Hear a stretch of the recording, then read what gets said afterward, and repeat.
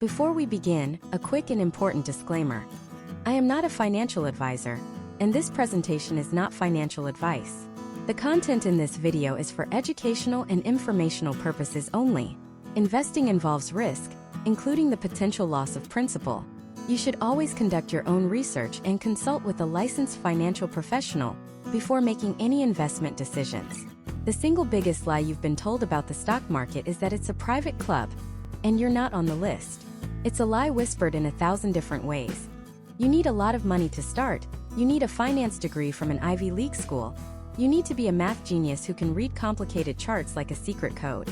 This lie is designed to do one thing: keep you on the sidelines feeling confused and intimidated, while a small group of people build generational wealth.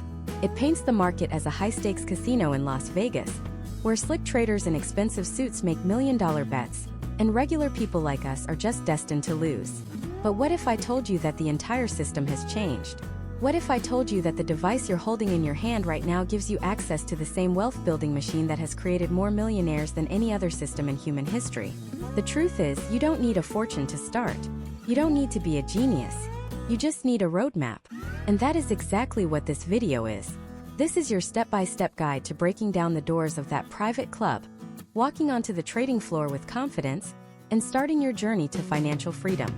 We are going to demystify the jargon, eliminate the confusion, and give you a simple, actionable plan to go from a total beginner to a confident investor. By the end of this series, you will know exactly how to open an account, what to invest in, and how to build a portfolio that works for you while you sleep. The number one question I get is always, is now a good time to invest? People see the market go up and they think, oh, I'm too late, I missed the boat. They see the market go down and they think, oh, it's too risky, I'll lose everything. This paralysis, this fear of timing it perfectly, is the single biggest enemy of building wealth. Let me tell you a secret the pros know. It's not about timing the market, it's about time in the market. Imagine two friends, Sarah and Tom. Sarah decides to start investing $200 every single month, rain or shine, starting at age 25. She doesn't check the news, she doesn't panic when the market drops, she just keeps investing consistently. Tom, on the other hand, is a market timer. He waits. He wants the perfect moment. He waits through his late 20s, his early 30s, and finally at age 35, he feels confident and starts investing $300 a month, 50% more than Sarah, to try and catch up. Who do you think ends up with more money by age 65? It's not even close. Sarah, despite investing less money each month, ends up with hundreds of thousands of dollars more than Tom. Why? Because she unleashed the most powerful force in the universe: compound interest. Her money had an extra 10 years to work for her, to grow, to generate earnings, and for those earnings to generate their own earnings.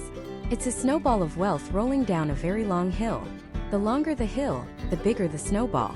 Your biggest advantage as a new investor isn't a secret stock tip. It's time. And the best time to start was yesterday. The second best time is right now. Before we even talk about what buttons to click or what stocks to buy, we need to perform a fundamental shift in your brain.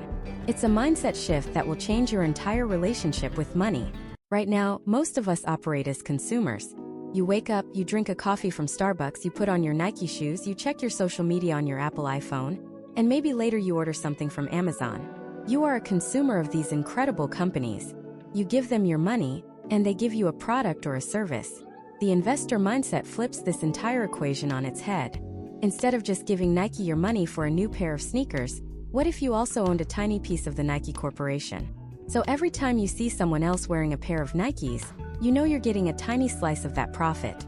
Instead of just paying your monthly bill to Verizon, what if you owned a piece of Verizon, and a fraction of every single person's phone bill in America was flowing back to you? This is the shift. You go from being a player on the field to being an owner of the entire stadium. You stop just consuming the economy and you start owning a piece of it. Every dollar you spend is a choice. It can be a dollar spent, gone forever, or it can be a dollar invested, a tiny soldier you send out into the world to work for you, to fight for you, and to bring back more soldiers. When you see the world through this lens, everything changes. That daily $5 latte isn't just $5 anymore. It's $5 that could be invested in Starbucks stock, potentially growing to $50 or $100 over time. You start to see the world not as a catalog of things to buy, but as a universe of assets to own. This is the single most important step. It's the foundation upon which all of your future wealth will be built. So, with that new mindset in place, let's establish the ground rules. These are the 3 golden rules of beginner investing. Engrave these in your mind, because they will protect you from the most common and costly mistakes. Golden rule number 1. Never invest money you can't afford to lose. Now this sounds scary, but let's clarify what it really means. It does not mean you should expect to lose all your money. It means you should only invest money that you will not need for at least the next 5 years. This is not your emergency fund. This is not the money for next month's rent or for a car repair you know is coming. The stock market goes up and down in the short term. That's normal. It's the price of admission. If you invest your rent money and the market has a bad week, you might be forced to sell at a loss to pay your bills. But if you invest long-term money, you have the ability to ride out those waves, to ignore the short-term noise, and let the long-term growth of the economy work in your favor. Your emergency fund, that's for safety in a high-yield savings account. Your investment money, that's for growth in the stock market. Keep them separate. Golden rule number 2. Understand what you own. When you buy a share of a stock, you are not buying a digital lottery ticket that you hope goes up. You are buying a small fractional ownership stake in a real-life business. If you buy 1 share of Apple, you are a part owner of Apple. You own a tiny piece of their buildings, their patents, their brand, and a claim on their future profits. When you think of it this way, it forces you to ask better questions. Would you want to own this business for the next 10 years? Do you believe this company will continue to sell more products, innovate, and grow? It shifts your focus from random, speculative gambling to thoughtful, long-term business ownership.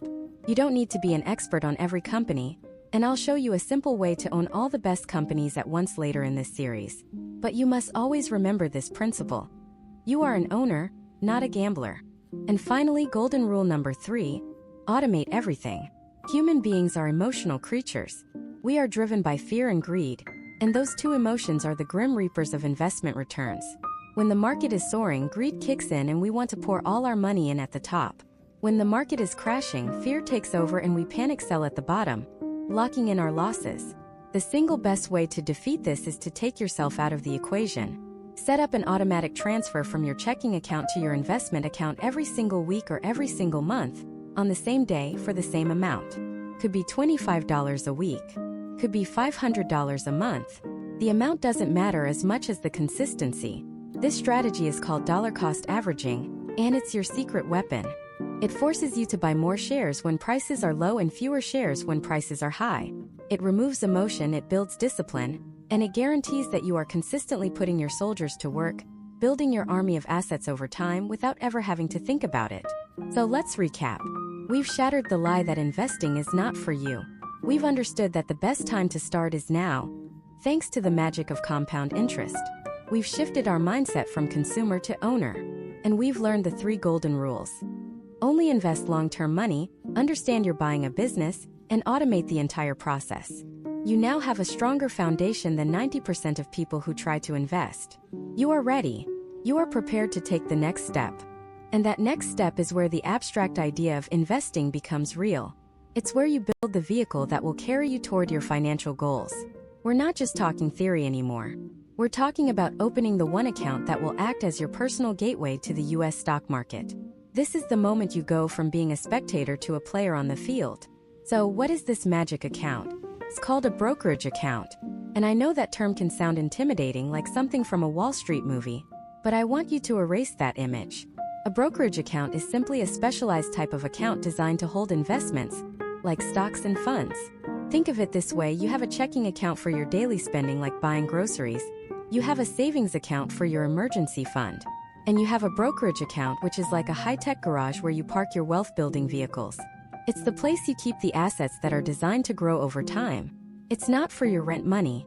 It's for your future. Now, the most important question: where do you open one? Just like with banks, there are thousands of options, but they all fall into 3 main categories, and understanding them will save you a world of headache and fees. First, you have the old-school full-service brokers. Think of names like Morgan Stanley or Edward Jones. This is the white-glove, tailored suit experience. You get a personal financial advisor who manages your money for you. Sounds great, right? For a beginner, it's almost always the wrong choice. Why? 2 words: astronomical fees. They often charge a percentage of your total investments every single year, whether you make money or not. Plus, their investment minimums can be huge, and they sometimes have an incentive to put you in their own expensive products. It's like hiring a private chef to teach you how to boil water. It's unnecessary, it's expensive, and you don't learn anything. We're learning to cook for ourselves here. The second category, and the one that is the absolute sweet spot for 99% of us, is the online or discount brokerage. These are the titans of the industry: Fidelity, Charles Schwab, and Vanguard. Think of these places as the Home Depot or the Amazon of investing. They have a massive selection of everything you could ever need. The costs are rock bottom, and you are in complete control. They make money in other ways, but for you, the investor, they offer an incredible platform, powerful tools, and often zero fees to buy and sell US stocks and funds. This is where most self-directed investors live, and for good reason. They are trusted, established, and built for the long term. The third category is the newer, app-based brokerage. You know the names: Robinhood, Webull, M1 Finance. Their biggest strength is their user interface. They are slick, beautiful, and incredibly easy to use on your phone. They've done a fantastic job of making investing accessible. But this comes with a warning. Their design can sometimes feel more like a video game than a serious wealth-building tool. With confetti, constant notifications, and a focus on what's hot right now, they can subtly encourage the exact behavior we warned against in Part 1. Short-term trading and speculation. They are a valid option, especially for getting your feet wet, but you have to be disciplined and ignore the noise. So, how do you choose between them? Let's cut through the confusion. There are only two things that truly matter for a beginner. First, and this is non-negotiable: fees. The silent killer of your future wealth is paying unnecessary fees. In today's world, you should pay exactly $0 to open an account, $0 to maintain it, and $0 in commissions to buy or sell standard US stocks and ETFs. All the major players, Fidelity, Schwab, Vanguard, even Robinhood, offer this. If a brokerage is trying to charge you a monthly maintenance fee or a fee per trade run, it's an outdated model, and you're leaving money on the table. Second, investment selection. You want a place that offers a wide variety of low-cost funds. Don't worry, we'll cover exactly what to buy in a later part, but for now, just know that all the big online brokerages, Fidelity, Schwab, Vanguard, give you access to everything you'll ever need. They are the superstores. They have it all. So, the decision between the big three often just comes down to personal preference. Vanguard is the OG of low-cost investing, but their website and app can feel a bit dated. Fidelity and Schwab are fantastic all-rounders with modern platforms and excellent customer service. Honestly, you can't go wrong with any of them. Don't fall into analysis paralysis here. Picking between Fidelity and Schwab is like picking between a Honda Accord and a Toyota Camry.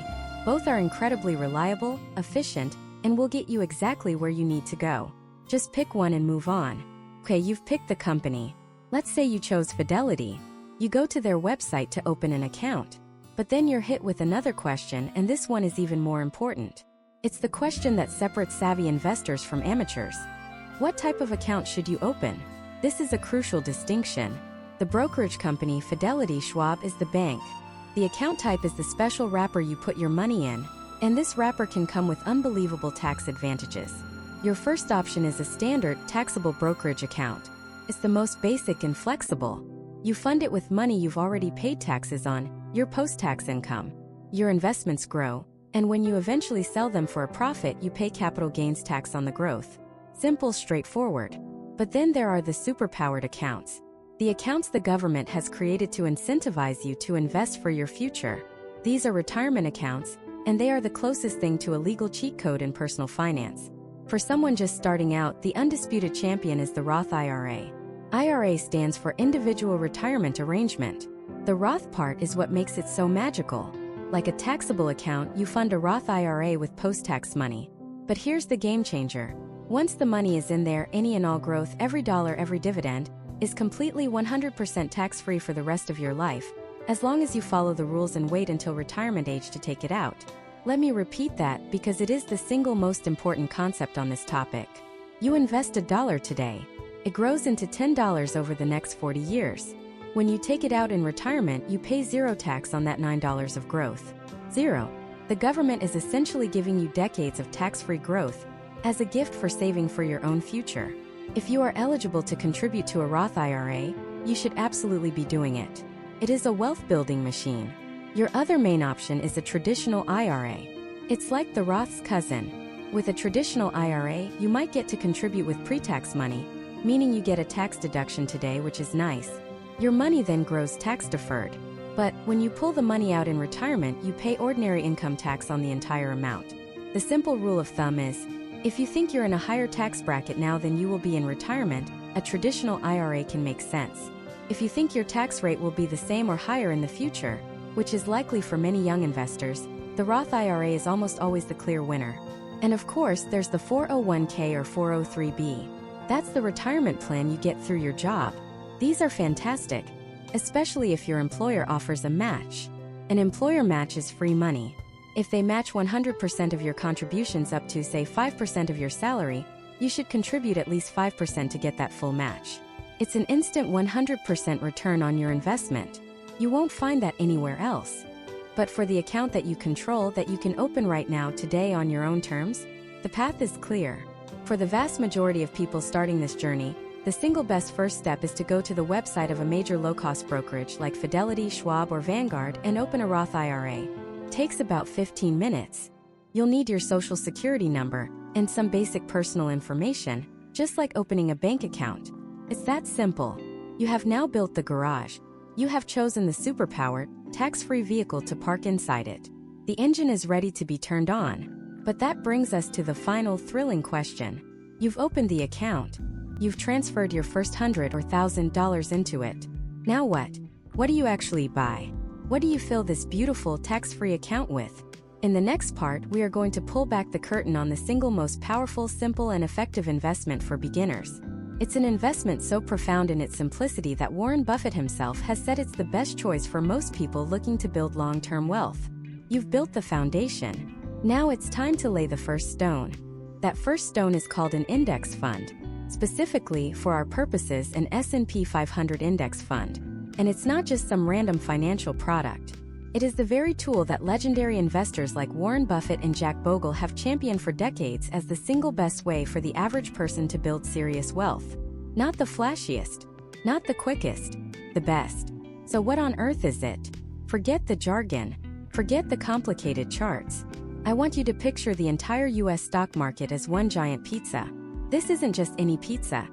It's the biggest, most successful pizza in the world. On this pizza you have 500 slices, and each slice represents one of the 500 largest and most influential companies in America. You've got a slice of Apple, a slice of Microsoft, a slice of Amazon, a slice of Tesla, a slice of Johnson & Johnson. All the big names are there. Now, in the old days, investing meant trying to pick which individual slice of pizza was going to be the tastiest in the future. You'd have to research the pepperoni on the Tesla slice, analyze the cheese on the Microsoft slice, and guess if the mushrooms on the Amazon slice were going to grow. It was exhausting, risky, and frankly, most people who tried it ended up picking the wrong slices and getting burned. An S&P 500 index fund changes the game completely. Instead of trying to buy one single slice, an index fund lets you buy the entire pizza in one single purchase. With one click, for as little as a few dollars, you become a part owner of all 500 of America's top companies. You're not betting on the success of the pepperoni. You're betting on the success of the entire American pizza pie. And historically, that has been the single safest, most profitable bet you can make. This one simple idea is the key to unlocking everything. It gives you 3 superpowers. First, instant diversification. That's a fancy word for not putting all your eggs in one basket. If one company, one slice of the pizza has a terrible year, it doesn't matter that much to you. You own 499 other slices that can pick up the slack. This drastically reduces your risk compared to betting it all on 1 or 2 stocks. Second, it's incredibly simple and cheap. You don't need to spend hours researching companies. You don't need to watch the stock market every day. Your one and only job is to believe in the long-term growth of the American economy as a whole. The fees for these funds are also microscopic, often less than 0.1%. This is huge because high fees are like termites, silently eating away at your future wealth. Index funds eliminate them. And third, it works. Over the long run, the S&P 500 has historically returned an average of around 10% per year. Some years are up, some years are down, but the long-term trend has been relentlessly upward. You are harnessing the collective power, innovation, and profit of the 500 strongest companies in the world. So, the what is an S&P 500 index fund? The why is because it's diversified, simple, cheap, and proven to work. Now for the most important part, the how. The actual step-by-step, click-by-click process of laying this first stone. There are 4 simple steps. Choose your account. Choose your brokerage. Fund the account. Buy the fund. That's it. Step 1. Choose your account. This is the basket you'll use to hold your investments. There are 3 main baskets you need to know about. The first, and for many the best place to start, is an employer-sponsored plan like a 401k or a 403b. If your job offers one of these, and especially if they offer an employer match, you should start here. An employer match is literally free money. If they match 100% of your contributions up to, say, 5% of your salary, and you put in 5%, they give you another 5% for free. That's an immediate 100% return on your investment. There is no other deal on planet Earth that is this good. Not investing enough to get the full match is like taking part of your paycheck and setting it on fire every month. The second basket is an IRA, or individual retirement account. This is an account you open on your own, separate from your employer. It's perfect if you're self-employed, your job doesn't offer a 401k, or you've already maxed out your 401k contributions. There are 2 flavors, Roth and traditional. A Roth IRA is incredible for most young investors. With a Roth, you invest money that you've already paid taxes on. The magic is that all the future growth, all the earnings for decades, is completely 100% tax-free when you pull it out in retirement. Think of it like this. You pay tax on a small seed today, but the entire giant tree that grows from it, and all the fruit it ever produces, is yours forever tax-free. A traditional IRA is the reverse. You get a tax deduction on the money you put in today, which lowers your taxable income this year, but you pay income taxes on everything when you withdraw it in retirement. It's a pay the taxes later plan. For most people starting out, the Roth IRA is the better choice. Paying a small amount of tax now to get a huge amount of tax-free growth later is a phenomenal deal. The third basket is a standard, taxable brokerage account. This is just a general investment account with no special tax breaks. Its advantage is flexibility.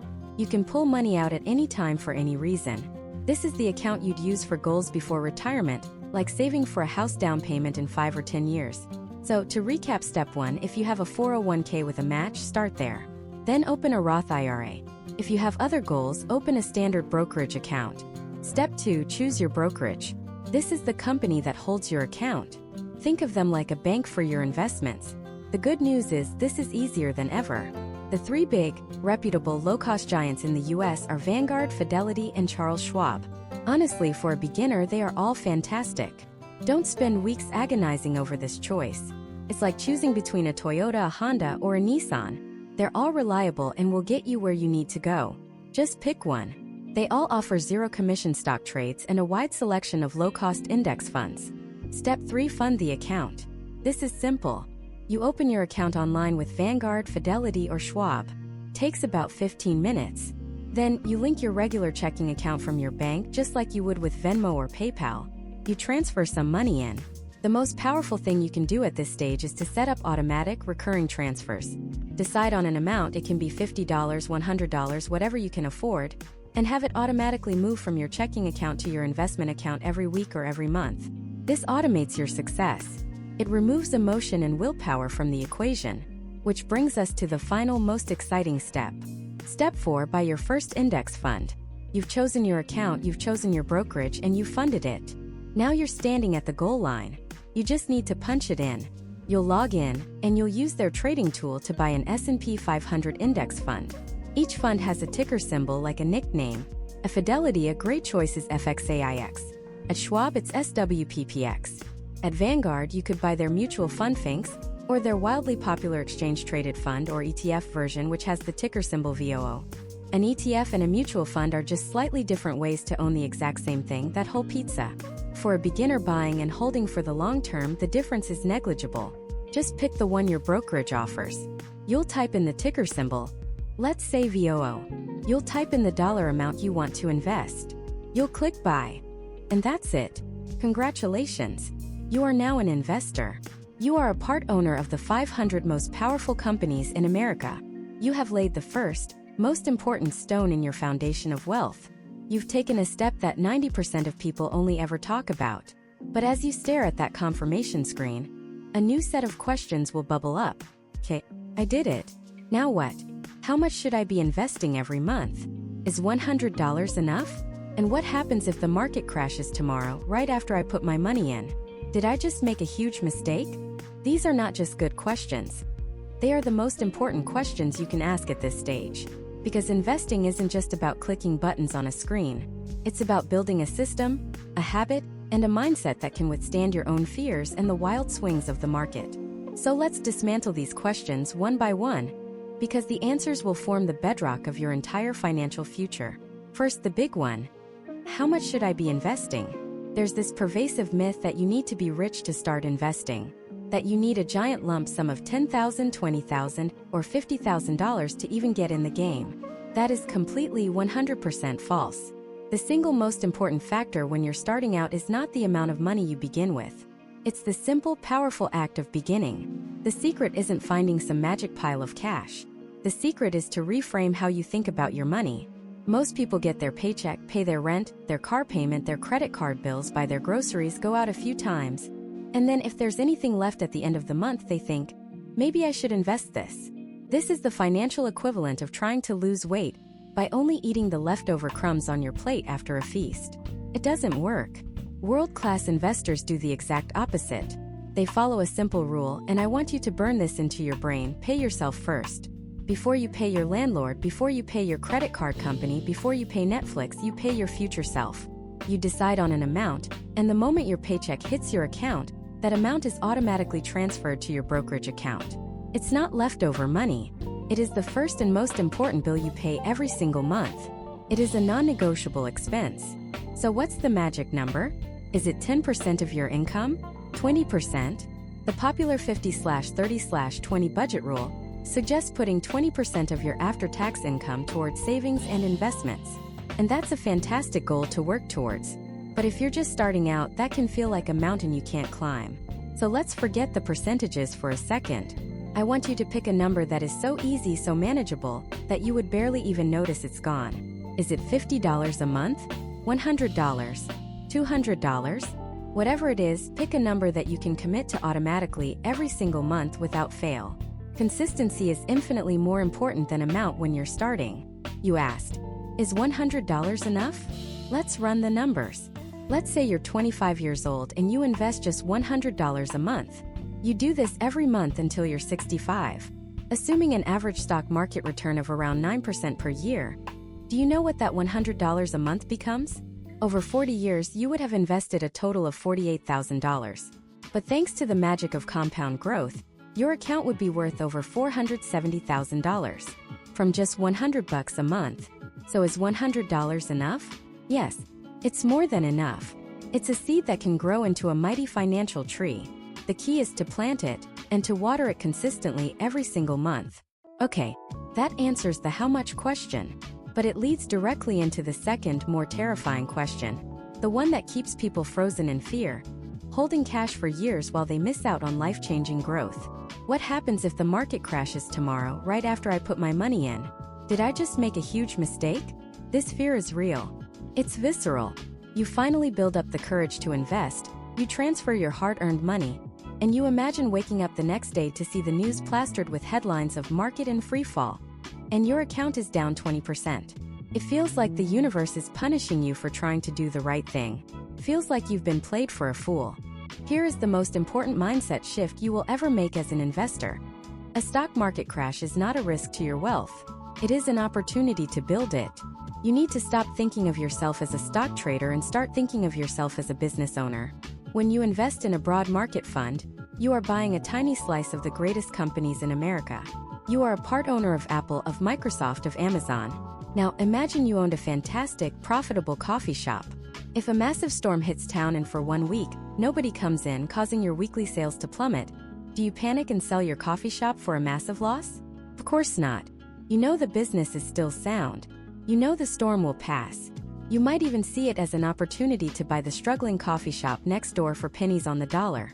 This is exactly how you should view a market crash. The stock market going down doesn't mean the great companies of America have suddenly become worthless. It just means their shares are temporarily on sale. And when things go on sale, you don't run away from the store screaming. You buy more. This strategy has a name: dollar cost averaging. And it is your superpower. It sounds complicated, but it's the simple process we already talked about. investing the same amount of money on a regular schedule, regardless of what the market is doing. Here's why it's a superpower. Let's say you're investing $100 a month. This month, the market is high, and one share of your fund costs $100. Your investment buys you exactly one share. But next month, panic strikes. The market crashes 50%. The news is screaming. Everyone is selling. But your automatic investment goes through.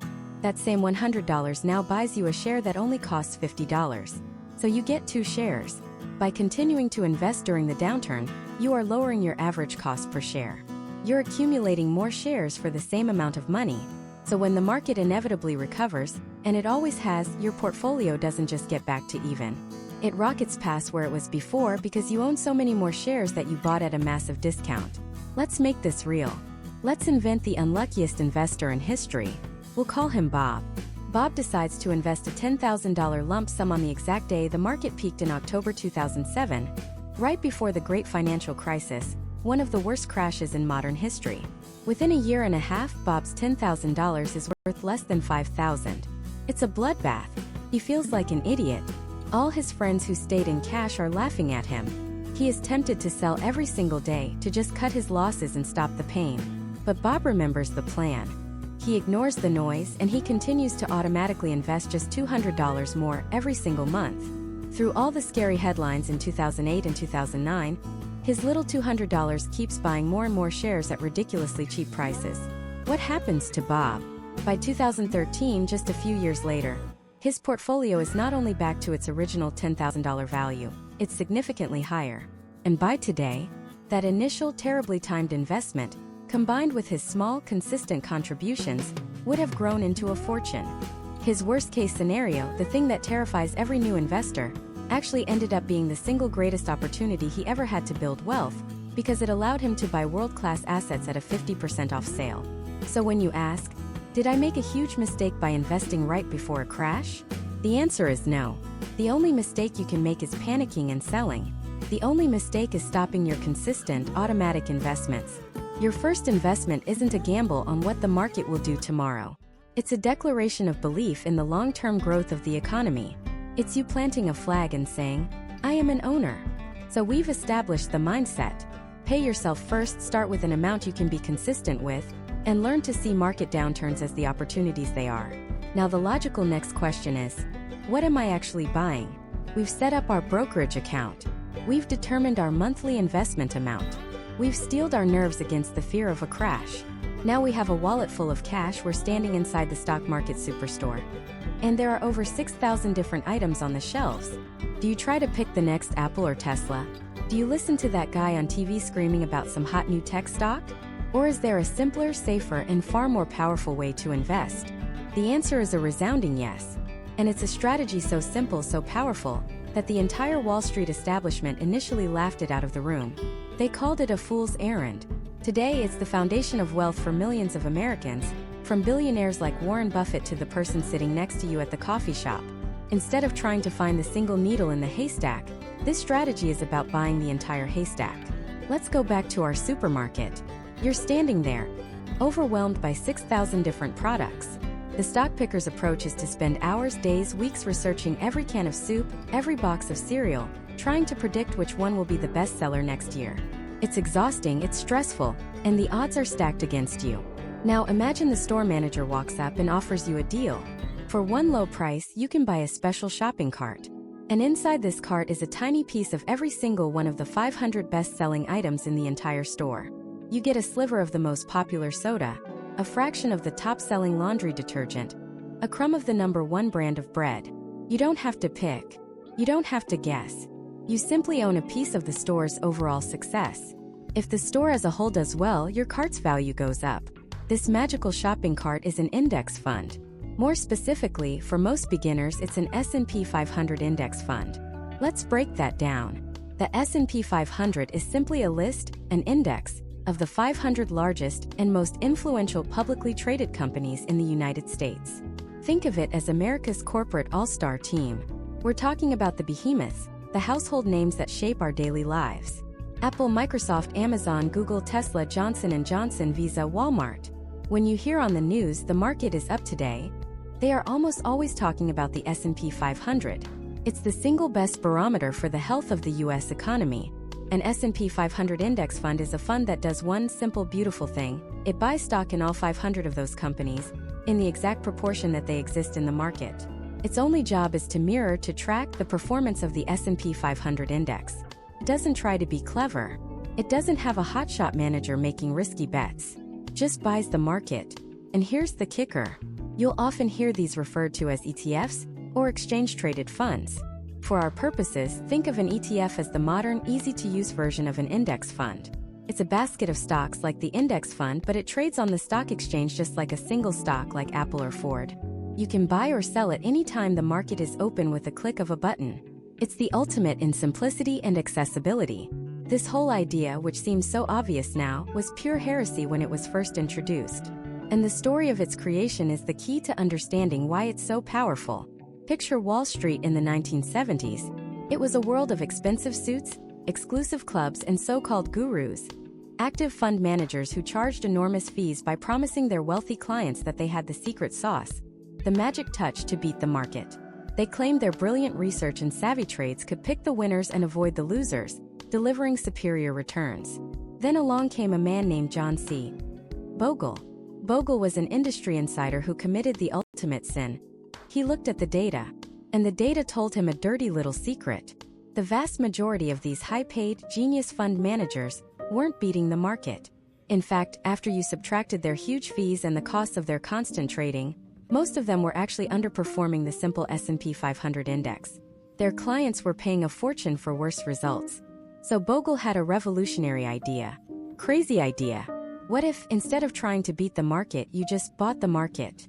What if you created a fund that didn't try to pick winners, but simply owned all 500 stocks in the S&P 500? By doing this, you could eliminate the massive fees for the genius fund manager and the high trading costs. You could deliver the market's average return, minus a tiny, tiny fee, directly to the investor. In 1976, he launched the very first index fund for individual investors through his new company, Vanguard. The Wall Street establishment didn't just ignore it, they actively mocked it. They nicknamed it Bogle's Folly. They ran ads calling the idea of settling for average un-American. They said no one would ever want to just be average. They were spectacularly wrong. Bogle understood something fundamental. Average in the US stock market is actually phenomenal. Over the long run, the S&P 500 has historically returned an average of around 10% per year. By simply accepting that powerful average and refusing to pay high fees that eat away at your returns, you were statistically guaranteed to beat the majority of the professionals over time. Decades of data have proven him right. Study after study shows that over any 10, 15, or 20-year period, more than 90% of active fund managers in the US fail to beat their benchmark index, the S&P 500. Think about what that means. By buying a simple low-cost S&P 500 ETF, you, a beginner investor with a few clicks on your phone, can achieve better results than 9 out of 10 highly paid professionals on Wall Street who do this for a living. This is not a get-rich-quick scheme. It is a get-rich-slowly, get-rich-surely machine. It's a strategy built on humility and patience. It's the understanding that betting on a single company is risky, but betting on the long-term ingenuity, innovation, and growth of the 500 best companies in the American economy is the safest and most powerful bet you can make. When you buy a share of an S&P 500 ETF, you instantly become a part owner of Apple as it launches the next iPhone. You own a piece of Amazon as it delivers packages across the globe. You have a stake in Johnson & Johnson as it develops life-saving medicines. You are diversified across every major sector of the economy: tech, healthcare, finance, consumer goods, energy. If one sector has a bad year, another may have a great one, smoothing out your ride. So what are these funds? What do you actually type into the search bar? The 3 largest and most popular S&P 500 ETFs are SPY from State Street, IVV from BlackRock's iShares, and VOO from Vanguard, the company Bogle founded. For all practical purposes, they are nearly identical. They all track the same 500 companies. The main difference is a tiny variation in their expense ratio, which is the very small annual fee you paid to own the fund. For these funds, we're talking about fees as low as 0.03%. That means for every $10,000 you have invested, you're paying just $3 a year. Compare that to the 1% or 2% that active managers used to charge, which would be $100 or $200 on that same investment, and you see the silent revolution Bogle started. You are no longer guessing. You are no longer gambling. You are systematically buying a piece of the most powerful economic engine the world has ever known. It's boring, and that's what makes it beautiful. It frees up your time and mental energy to focus on what really matters. Living your life, growing your career, and consistently adding more money to your investments over time, letting the quiet magic of compounding do its work. So you've decided what to buy. You're going to walk into the supermarket and grab that magical prepackaged cart of the top 500 bestsellers, the S&P 500 ETF. But now comes the next critical question, the one that separates amateur investors from savvy wealth builders. Where do you actually buy it? And more importantly, what kind of shopping cart should you use to hold it? This isn't just about picking a store. It's about choosing an account. A simple brokerage account, or something far more powerful. This is where we talk about the single most important wealth-building tool the US government gives to the average person. A tool that can legally shield your profits from thousands, or even hundreds of thousands, of dollars in taxes over your lifetime. This tool isn't some secret loophole for the ultra-rich, hidden in the depths of the tax code. It's sitting right there, in plain sight, offered by your employer or available at any major brokerage. We're talking about tax-advantaged investment accounts. Specifically, accounts like the 401k and the Individual Retirement Arrangement or IRA. Now, I know what you might be thinking. Retirement accounts? That's boring. I want to learn how to pick stocks and make money now. I get it. But ignoring this step is like trying to build a skyscraper without a foundation. It's the single biggest mistake new investors make. And it can cost you a fortune. Because the government has created a special set of rules for these accounts, a kind of VIP access to the stock market. Inside these accounts, your money gets to grow in a protected bubble, shielded from the relentless drag of taxes. Think of it like this. Imagine you're a gardener. Investing in a normal brokerage account is like planting a garden in an open field. Every time you have a successful harvest, meaning you sell an investment for a profit, Uncle Sam walks into your field and takes a portion of your crops. That's capital gains tax.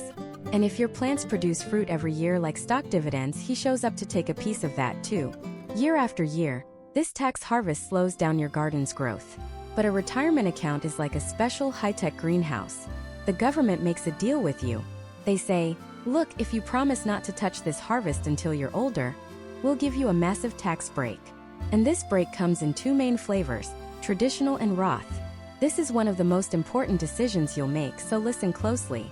First, you have the traditional flavor. This is your traditional 401k or traditional IRA.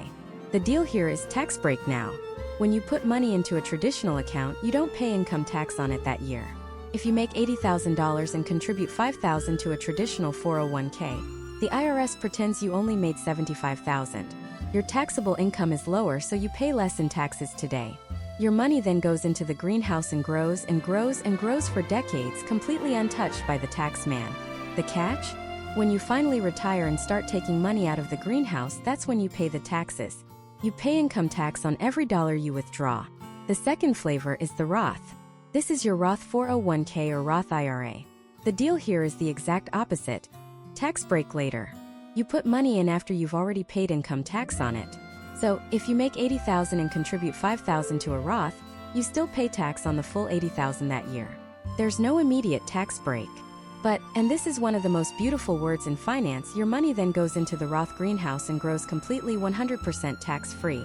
For life. When you retire and your $5,000 has grown into $50,000 or $100,000 or more, you can withdraw every single penny without paying the government a dime. The harvest is all yours. So which one is better? The classic advice is this.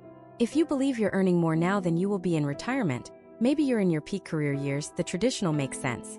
You get the tax break when your tax rate is high. If you believe you'll be in a higher tax bracket in the future, which is true for most young people just starting their careers, the Roth is an absolute game changer. You pay the taxes now while your income and tax rate are relatively low, and then you let decades of growth happen completely tax-free. For most beginners, the Roth is the more powerful choice. You are locking in today's tax rates on money that will be worth vastly more in the future. Okay, so we have our two flavors, traditional and Roth.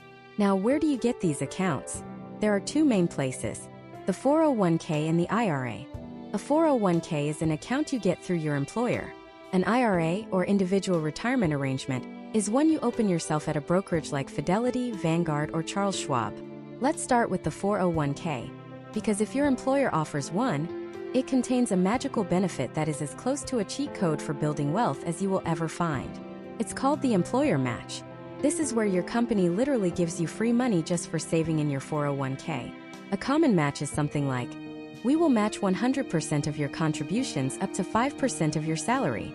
Let's break down what that means. If you make $60,000 a year, 5% of your salary is $3,000. This means if you contribute $3,000 to your 401k over the course of the year, your company will put an additional $3,000 of their own money into your account for free. You have instantly doubled your money. It is an immediate 100% return on your investment before you've even invested in a single stock. There is nowhere else in the world you can find a guaranteed return like that. Not investing enough to get the full employer match is, without exaggeration, like taking wads of cash from your paycheck and setting them on fire. It is the number one priority. Before you pay off your credit card, before you save for a down payment, before you invest a penny anywhere else, you must contribute enough to your 401k to get the entire free money match. Now, what if you don't have a 401k? Or what if you're already getting your full match and want to invest more? That's where the IRA comes in. An IRA is your own personal retirement account. You can open one in about 15 minutes online. And just like a 401k, it comes in both traditional and Roth flavors. The Roth IRA is arguably the most powerful wealth-building tool for the average American. It gives you that incredible tax-free growth, but unlike a 401k which might only have a dozen investment options chosen by your employer, an IRA lets you invest in almost anything you want: thousands of stocks, ETFs, and mutual funds. It gives you total control. So, how do you put all this together? What's the actual step-by-step plan? It's a simple waterfall approach. You fill up one bucket, then let the overflow spill into the next. Step 1, the absolute priority. Contribute to your company 401k just enough to get the full employer match. Find out what your match is, do the math, and set up your contribution. Do not pass go, do not collect $200 until you have done this. This is non-negotiable. Step 2. Once you've secured that free money, you move to the next bucket. Open a Roth IRA and contribute as much as you can until you hit the annual maximum limit. The government sets this limit every year. For 2024, it's $7,000 for most people. The Roth IRA is your powerhouse of tax-free growth and investment choice. Step 3. If, and this is a great problem to have, if you have maxed out your Roth IRA for the year and you still have more money you want to invest for retirement, now you go back to your 401k. You increase your contributions there, above and beyond the match, until you hit the 401k's much higher annual limit. And only after you have maxed out all of these tax-advantaged options would you then move on to investing in a standard, taxable brokerage account. By following this order, 401k match first, then Roth IRA, then back to the 401k, you are ensuring that every possible dollar is being put to work in the most tax-efficient way possible. You are using the government's own rules to build your own personal fortune, legally shielding your growth from the taxman for decades. This discipline, this structure, is what separates casual investors from those who build life-changing wealth over time. You've picked your account. You've followed the waterfall and funded it. You log in, ready to start your journey. But then you're hit with a wall of options. A screen filled with names and ticker symbols like VTSAX, FXAIX, SCHD. It's a confusing alphabet soup of potential investments. This is where so many people freeze. You've built the perfect greenhouse, but what seeds do you actually plant inside it? How do you choose the investments that will grow your wealth reliably, without feeling like you're just gambling at a casino? That critical decision, what you actually buy inside your account, is exactly what we are breaking down in the next part. So you've done it. You've navigated the paperwork, linked your bank account, and now you're staring at a screen inside your brand new brokerage account. You have cash sitting there ready to be deployed. And this is the moment of truth. The moment where the abstract idea of investing becomes incredibly real. You are faced with a universe of choices. Thousands of stocks, funds, and cryptic symbols all screaming for your attention. It feels like standing in the middle of Times Square, with every billboard flashing a different promise of fortune. Do you buy shares in that tech company everyone is buzzing about? What about the car company that just released a futuristic new model? Or maybe that meme stock your cousin's friend apparently made a fortune on? This is the single biggest trap for new investors. The temptation to play stock market superstar. The desire to find the next big thing. That one single company that will skyrocket and turn your $1,000 into $100,000. And let's be honest, the allure is powerful. We all hear the stories. The person who bought Amazon in 1997, the early investor in Tesla. Sounds so simple. Just pick the right one.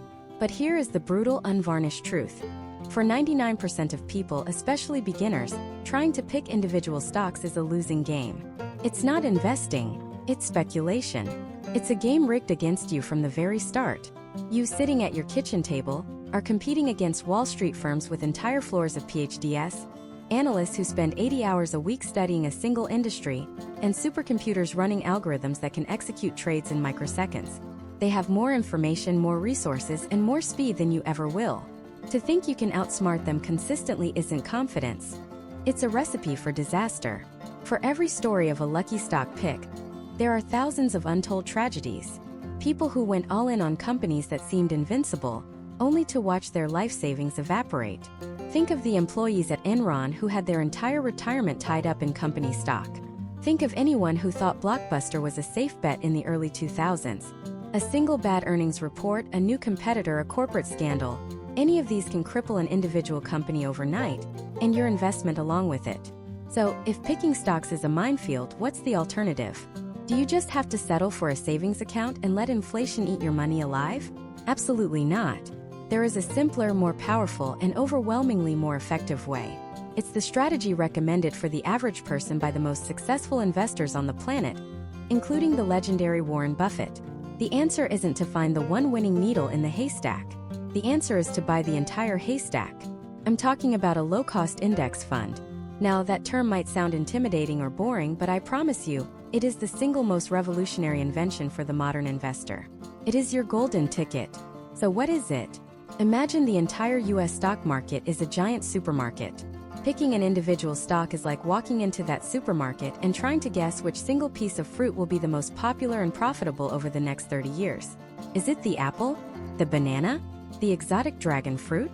It's an impossible task. An index fund, on the other hand, lets you walk in and buy a tiny slice of the entire supermarket. You own a piece of the apple aisle, the bakery, the dairy section, everything. When the supermarket as a whole does well, you do well. You don't have to worry about whether the oranges had a bad season, because the success of the bananas and the bread will balance it out. That, in a nutshell, is an index fund. It's a massive basket that holds hundreds, or even thousands of different stocks. You buy one share of the fund, and you instantly own a tiny piece of every company in that basket. This one simple purchase achieves the single most important principle of smart investing: diversification. You are no longer betting on the fate of one company. You are betting on the long-term growth and innovation of the entire US economy. The most famous of these is the S&P 500 Index Fund.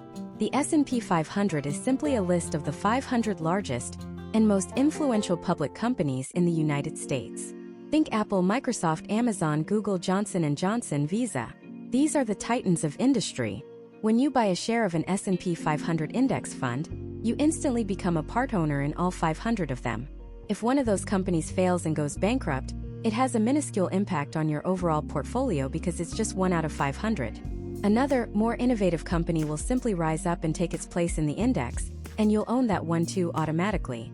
It is a self-healing, self-cleansing system. You are harnessing the collective power of American capitalism with a single click. There's another popular option called a total stock market index fund, which is even broader.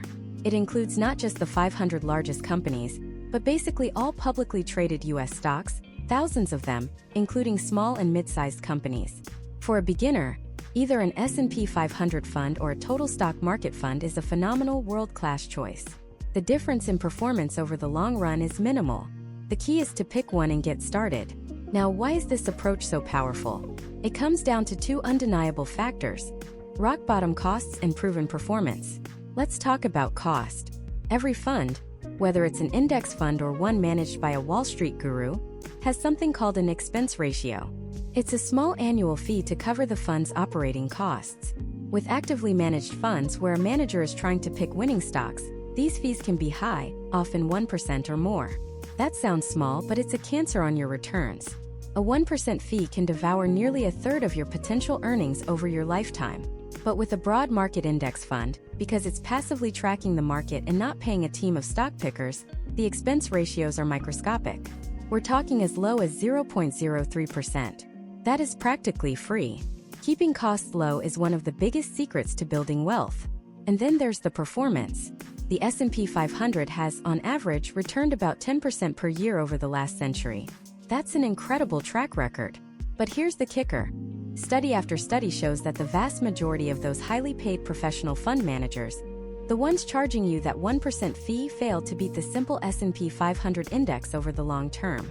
They trade, they guess, they strategize, and after all their work and all their fees, they still can't keep up with the performance of just buying the whole market and holding on. Warren Buffett famously made a 10-year bet for $1 million that a simple unmanaged S&P 500 index fund would outperform a hand-picked portfolio of hedge funds. After 10 years, Buffett's simple index fund had absolutely crushed the so-called smart money. His advice for the average person? Consistently buy a low-cost S&P 500 index fund. Don't complicate it.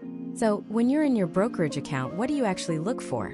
You'll see two main types: index mutual funds and index ETFs, which stands for exchange-traded funds. For our purposes, they are very similar.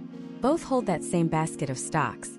The main difference is that ETFs can be bought and sold throughout the day like a regular stock, while mutual funds are priced just once at the end of the day. For a beginner building a long-term portfolio, either is fine, but ETFs often have lower investment minimums and are a bit more flexible. You don't need to know every single one, but you should recognize the symbols for the big ones. For the S&P 500, you'll see tickers like VOO, IVV, or SPY. For a total stock market fund, you might see VTI. These are offered by different companies like Vanguard, iShares, and State Street, but they all essentially do the same thing: give you ownership of the entire market at an incredibly low cost. This is the paradigm shift. Investing for your future isn't about the thrill of the hunt or finding a diamond in the rough. It's about a disciplined, logical process of owning a piece of the greatest wealth creation engine in the history of the world, the U.S. economy. You're moving from a gambler's mindset to an owner's mindset. You now have the answer to the what to buy question. It's not a hot tip. It's not a secret. It's a time-tested, Nobel Prize-winning strategy that puts the odds squarely in your favor. But knowing what to buy is only the first piece of the puzzle. The next, and equally critical piece, is your strategy for buying it. Do you invest all your money at once? Do you wait for the market to dip? How much should you invest each month? The system you use to deploy your money over time is what separates amateur investors from those who build durable, life-changing wealth. It's a system that removes fear, greed, and emotion from the equation, and turns time into your ultimate ally. And building that automatic, stress-free system is exactly what we're going to architect in the next part. So let's get our hands dirty. Let's build the engine. This is the part where we move from theory to action, where we architect a system so powerful, so simple, that it will work for you while you're sleeping, while you're on vacation, while you're busy living your life. This might be the most valuable 30 minutes you ever spend on your financial future. First, we need a workshop, a place to build this wealth machine. In the investing world, this is called a brokerage. A brokerage is just a company that gives you access to the stock market. Now, you've probably heard a million names: Robinhood, Webull, E-Trade. Ignore all of them for now. We are not day trading. We are not gambling. We are building long-term, industrial-grade wealth. For that, you need an industrial-grade foundation. There are three names I want you to focus on: Fidelity, Vanguard, and Charles Schwab. These are the titans. They are the most trusted, long-standing, and low-cost brokerages on the planet. Choosing between them is like choosing between a Toyota, a Honda, or a Hyundai. They are all incredibly reliable. They will all get you to your destination safely. And the minor differences are mostly just personal preference. Don't spend a week agonizing over this. Pick one. Go to their website and click Open an account. The process takes about 10 minutes. It's less complicated than signing up for a new social media app. That's step 1. Choose your workshop. Step 2 is the most crucial blueprint you will ever follow. Once you're inside the workshop, you need to decide what kind of account to build. This is where people get tripped up by jargon, but it's actually very simple when you understand the goal. You're presented with a few options, but we're going to focus on the main three: the Roth IRA, the traditional IRA, and a standard taxable brokerage account. Think of these as different types of treasure chests. First up, the Roth IRA. This is the superhero of retirement accounts, especially for anyone starting out. The deal with the Roth IRA is simple. You put money in that you've already paid taxes on your normal paycheck money. It grows and grows and grows for decades, and then, when you pull it out in retirement, every single penny, including all the massive gains, is 100% tax-free. Let me repeat that. It is tax-free. Imagine you invest for 40 years and your account grows to $1 million. With a Roth, you can pull out that entire $1 million without giving the government a single dime. It is the closest thing to a financial cheat code that exists. This is the pay your dues upfront plan. You pay taxes now, when you're likely in a lower tax bracket than you'll be in at the peak of your career, and you get to enjoy all the rewards tax-free later. Next is the traditional IRA. This is the Roth's cousin. It's the pay me later plan. With a traditional IRA, you might get a tax deduction today for the money you contribute. This lowers your taxable income right now, which is nice. The money grows tax-deferred. But when you pull it out in retirement, you'll pay income taxes on every dollar. This can be a good option for people who are in their absolute highest earning years right now and want to lower their current tax bill. But for most people, especially younger investors, the Roth IRA's tax-free growth is just too powerful to pass up. Then there's your workplace plan, like a 401k or 403b. If your employer offers one of these and they offer a match, you need to listen very carefully. An employer match is when your company puts money into your account just because you did. For example, they might match 100% of your contributions up to 5% of your salary. This is free money. It is an immediate guaranteed 100% return on your investment. Not contributing enough to get the full employer match is like your boss walking over with a briefcase full of cash, offering it to you and you saying, "No thanks, I'm good." Before you do anything else, you must contribute enough to get that full match. Finally, there's the standard taxable brokerage account. This is the Freedom Fund. There are no special tax breaks. You put in after-tax money, and when you sell your investments for a profit, you pay capital gains taxes. So why would anyone use this? Because there are no rules. There are no retirement age restrictions. This is the account you use for major financial goals that happen before retirement, saving for a house down payment in 10 years, starting a business, or just building wealth with more flexibility. So what's the blueprint? It's a simple order of operations. Number 1. Contribute to your 401k up to the full employer match. It's free money. Number 2. Open a Roth IRA and contribute the maximum amount you're allowed each year. For 2023, that's $6,500 if you're under 50. Number 3. If you've maxed out your Roth IRA and still have more to invest, go back to your 401k and contribute more there. Number 4. If you've maxed out both, then you start pouring money into a standard taxable brokerage account. For 99% of people starting today, the answer is simple. Get your 401k match, then focus all your energy on opening and funding a Roth IRA at Fidelity, Vanguard, or Schwab. That is your primary mission. Now for step 3, fueling the machine. Once your account is open, you need to connect it to a power source. This is as simple as linking your checking account from your bank. The brokerage website will walk you through it. This is where the voice of doubt loves to creep in. It says, "I don't have enough money to start." Banish that voice. You don't need thousands of dollars. You don't need hundreds. You can buy fractional shares of these index funds, meaning you can start with as little as $1. The specific amount you start with is 1,000 times less important than the habit of starting. What we're building here is a habit machine, which brings us to the final magical step. Step 4. Flipping the on switch. This is where we automate the entire process and remove the single biggest point of failure in any investing plan. Your emotions, your forgetfulness, your fear, your greed. We're taking them out of the equation.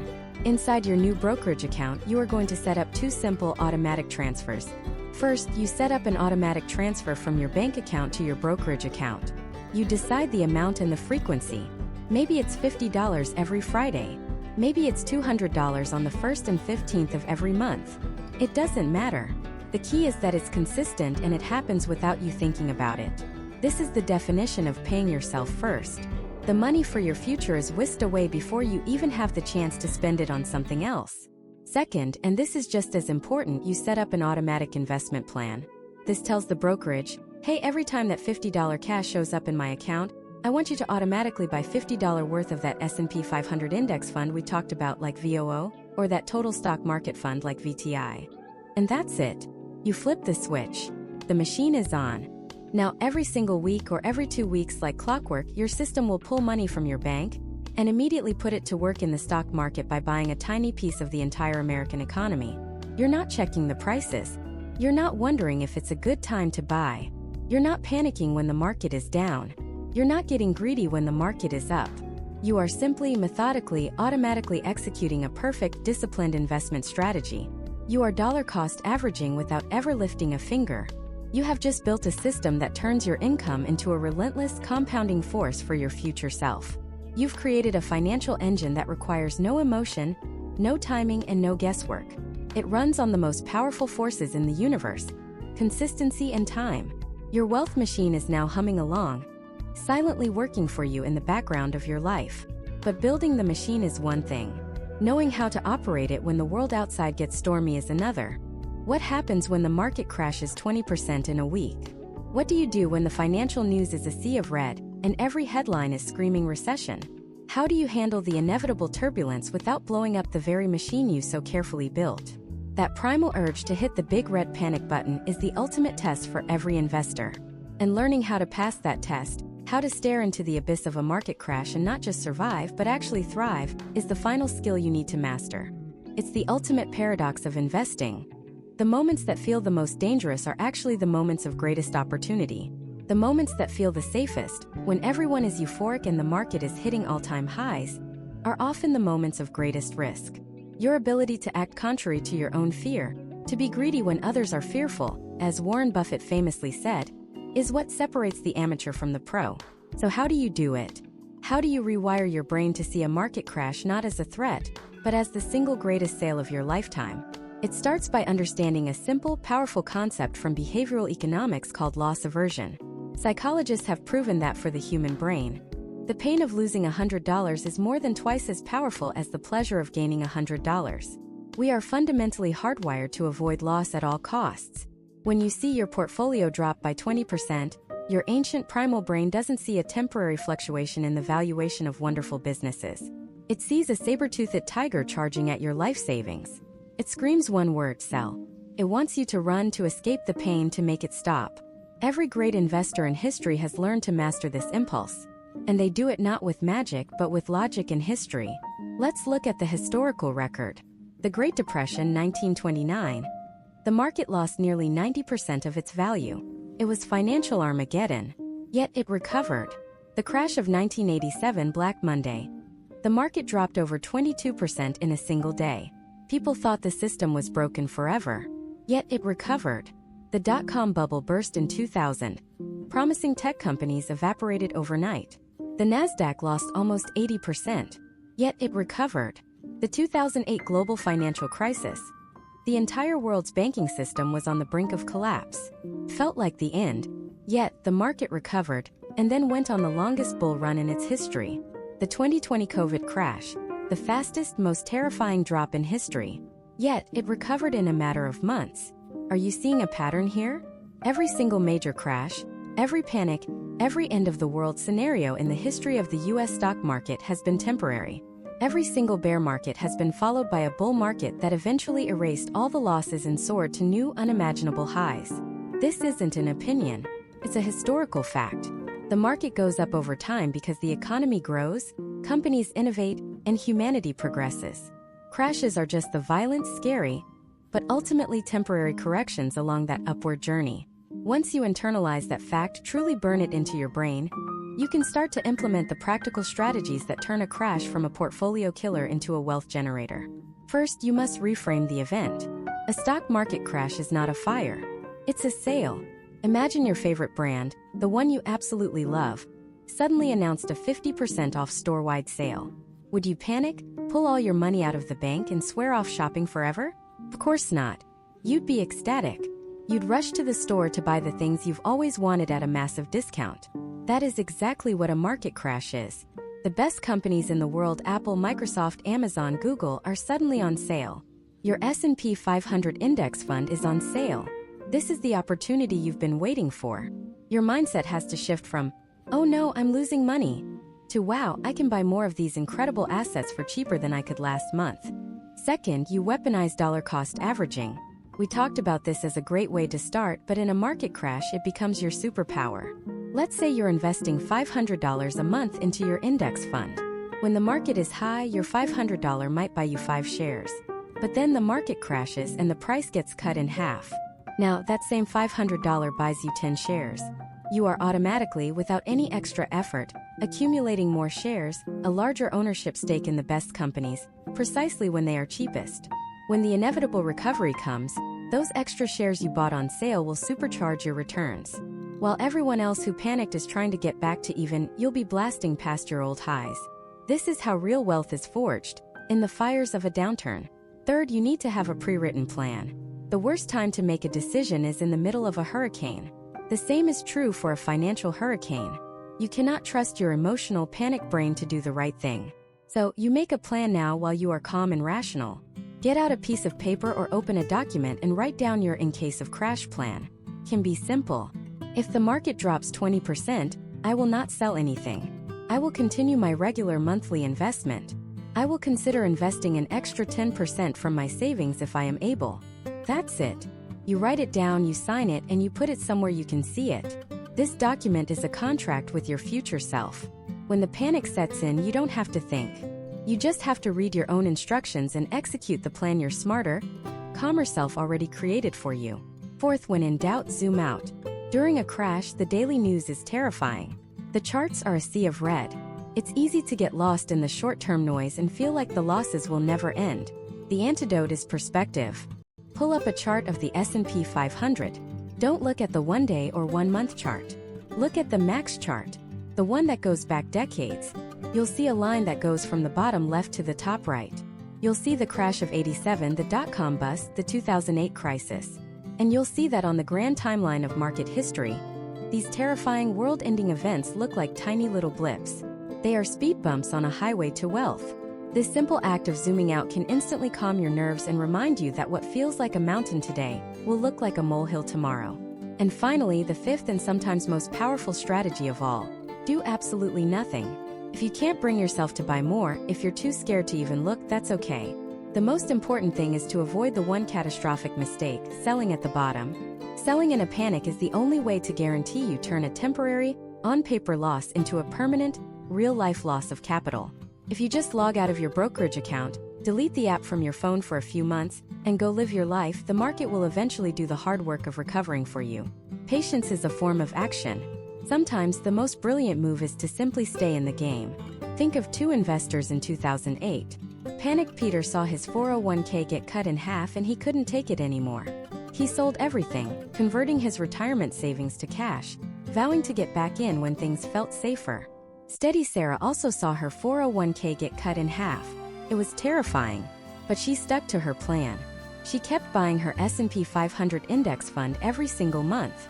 By 2010, the market was recovering.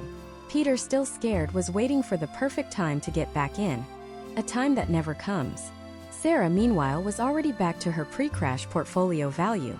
By 2013, Peter was still in cash, having missed one of the greatest bull markets in history. Sarah's portfolio wasn't just recovered, it had more than doubled. She didn't have a crystal ball. She just mastered her own psychology. She passed the test. This is the final piece of the puzzle. It's not about picking the perfect stock or timing the market. It's about controlling the person in the mirror. It's about building a system and a mindset that can withstand the inevitable storms. Because the storms will come. But now you know they are not to be feared. They are to be prepared for and even welcomed. You now have the strategy, the tools, and the mindset. You understand the what, the how, and the why. But before we send you off on your journey, there's one last thing we need to cover. The simple, avoidable mistakes that derail 90% of new investors, and how to make sure you're in the 10% who succeed. You understand the what, the how, and the why. But before we send you off on your journey, there's one last thing we need to cover. The simple, avoidable mistakes that derail 90% of new investors, and how to make sure you're in the 10% who succeed. The first, and by far the most destructive mistake, is letting your emotions drive the car.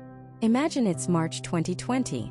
The world is shutting down, fear is everywhere, and the stock market is in a freefall. It feels like the entire financial system is about to crumble. The news is screaming crash every second of the day. Every instinct in your body, honed over millennia to avoid danger, is telling you to sell. Get out. Protect what you have left. And millions of people did just that. They sold at the very bottom, locking in devastating losses. They turned a temporary paper loss into a permanent, real-world catastrophe for their finances. Now what happened next? The market didn't go to zero.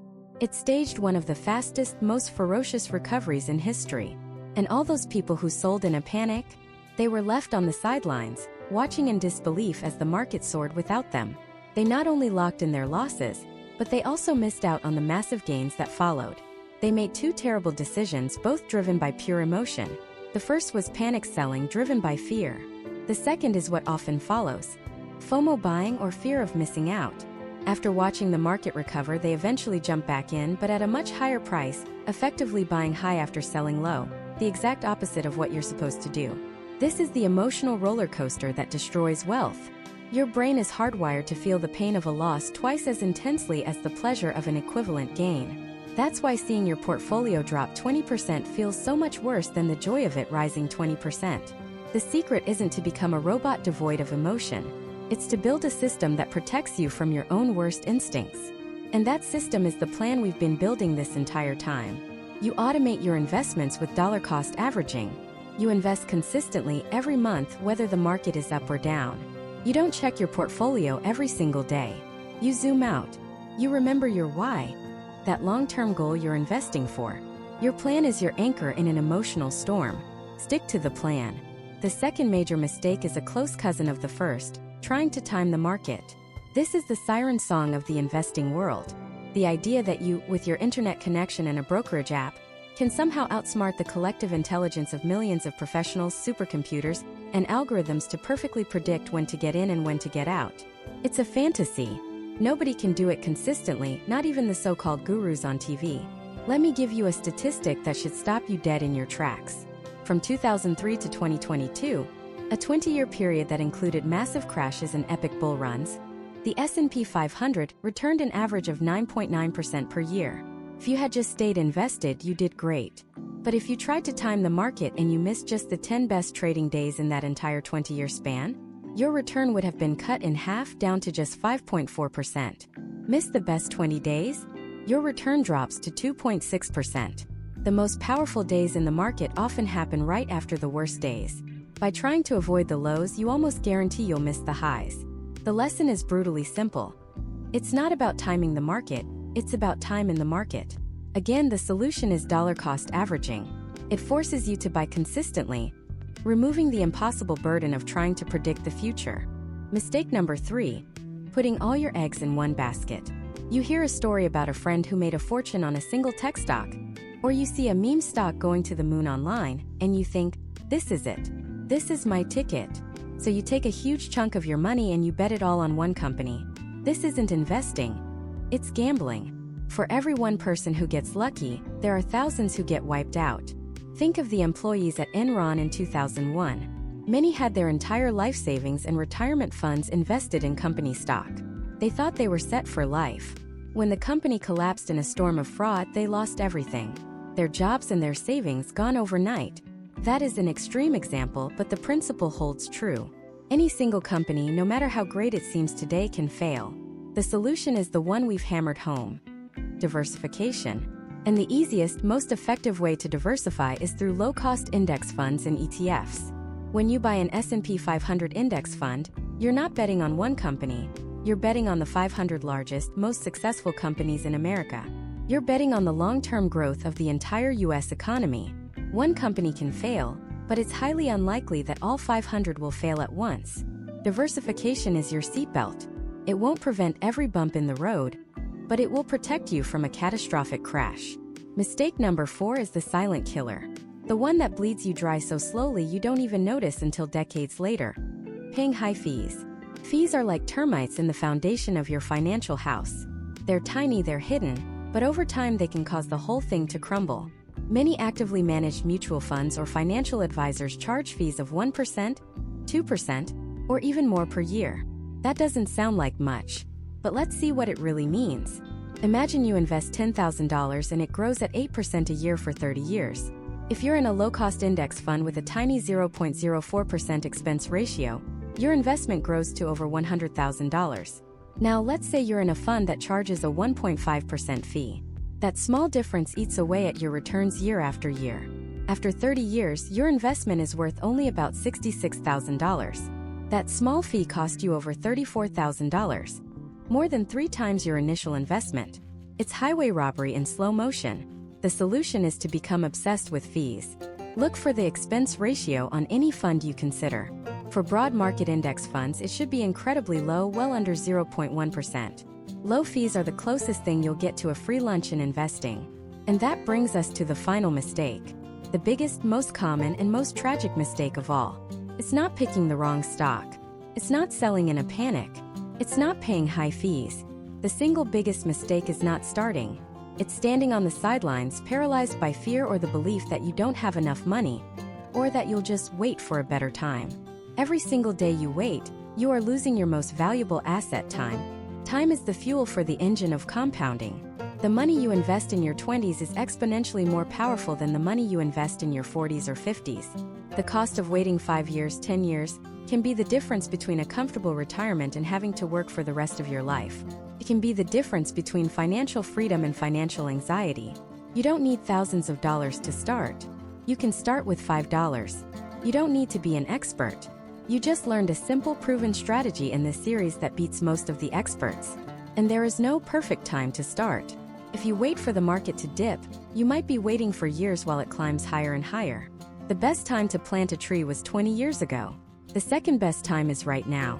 We've come a long way. From understanding what a stock even is, to opening your first brokerage account, to choosing your investments, building a simple but powerful portfolio, and now to navigating the psychological traps that sabotage most investors.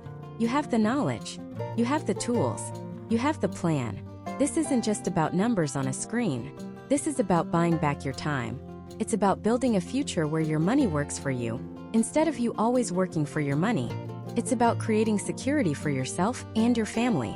It's about turning the abstract concept of the future into something you are actively, deliberately, and powerfully building $1 at a time. The screen is about to go black. This video will end, but your journey is just beginning. The question is no longer what to do or how to do it. The only question left is, will you do it? So what is the one small step you will take right now, today, after this video is over, to move from being a spectator to being an owner? Your future self is counting on you. Don't let them down.